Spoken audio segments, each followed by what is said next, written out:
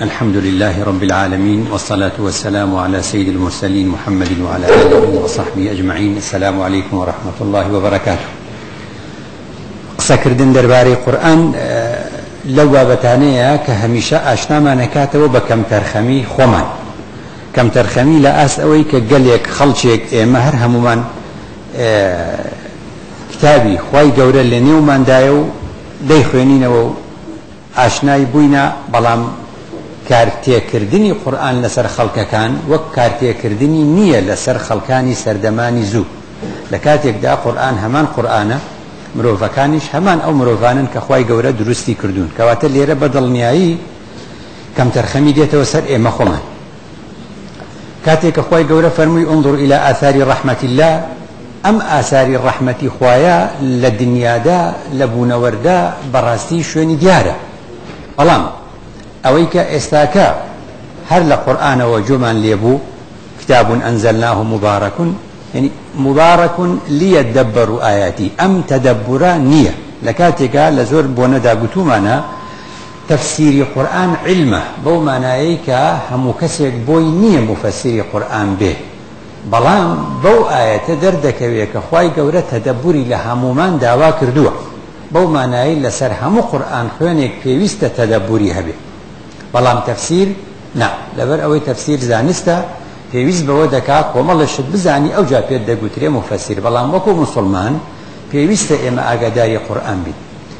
لەو قورئانەدا مادام قورئان کەلامی خوایە دەبێت زۆر ورتر و زۆر بە گەورەتر یعنی بچینە حوزوری، بەو مانایی کە ئەوە قسەی من نییە، قسەی من ئەشێ بڵێ ئەو وشەیە بەکارمێنە وشەیەکی تر بەکاربێنە دەڵێن باشە، بەس خوا سوبحانە وتەعالا هەموو وشەیەک لە قورئاندا کە بەکارەهێنێ مەبەستێکی هەیە، ئەو مەبەستە لە تەدەبور نەبێ دەرناکەوێت. تەدەبوریش لە زمانی عەرەبیە دیارە، یعنی دوبر الأشیاء، دواوەی شتەکان، یعنی لە دوای ئەو شتە چی دێ، مەبەستە شاراوەکانی پشتی ئەوە چییە. هەر وەکو ئەو چەند ئایەتە هێشتا نەچوومەتە ناو بابەتەکە کە بۆیان خوێندینەوە ئێستاکە. زانە خوای گەورە لە هەموو شوێنێکە بە قورئانە فەرمێ مبارەکون، ذیکر مبارک، مبارەکون. بۆچی مقدسنا؟ ئێمە بە کوردی بزانە بە کوردی ئەو وشانەمان نییە، بە کوردی ئەڵێن قورئانی پیرۆز. ئەگە بڵێ قورئانی پیرۆز تەرجومەی چییە؟ ناتوانێ بڵێ تەرجومەی قورئانی مبارەکە، چونکە مبارەک جایە لە مقدس. ڕاغیبی ئەسفەهانی ئەفەرمێ خوای گەورە لە هیچ شوێنێکا بە قورئانی نەگوتووە مقدس بەم مانایی کە ئێمە ئەڵێن قورئانی پیرۆز، بەڵام ئەفەرمێ قورئان مبارەکە، مبارەک جایە لە مقدس. مبارەک مشتقاتی بەرەکەتە.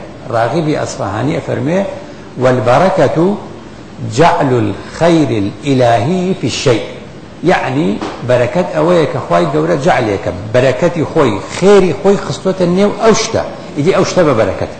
هل أوشك بن نوح عليه السلام كسفينة أنشيته واستوت على الجودي، أو أرزيكي مباركة نبا معنى أرزيكي مقدسة، بمعنى أرزيكي پر بركته. ئەوە وشەن بە بەردەوامی بەرەکەتی قورئان کۆتایی پێنایە لەوێ دەرەکەوێت.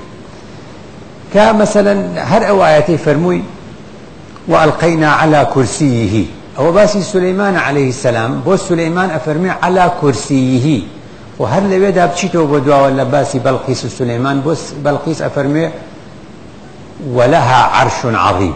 بۆچی ئەو عەرشی هەیە؟ ئەی سولەیمان بۆ کورسی هەیە. بە کوردی نازانی ئەمە چی لێ بکەی، هەر ئەڵێ کورسی هەر ئەڵێ تەختە، نازانی بڵێ چی. عەرش لە هەموو شوێنێکدا تەماشا بکەی لە قورئانە بەس خوا ويحمل عرش ربك فوقهم يومئذ ثمانية، بس خدا ئەبێ عەرشی هەبێ. بۆیە جائز نییە بڵێن مەلیک چۆ سەر عەرش و ئەوانە وەکانە عەرش فوق الماء.